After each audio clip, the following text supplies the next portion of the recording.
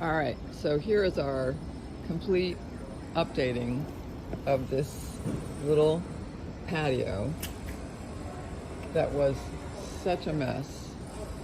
And I think now I'm so happy. This is going to be, this teak will turn to gray in time with our whole new porcelain floor, which of course we raised and put what we needed for the gravel barrier support of this, which I just love, this porcelain floor, and refinish this.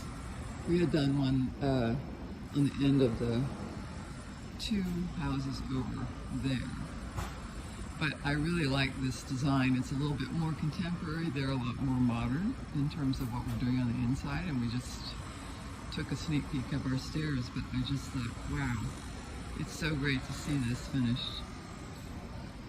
Really is. Now I just got to get the light bulbs. They just don't ever seem to come when they're supposed to. Ciao for now.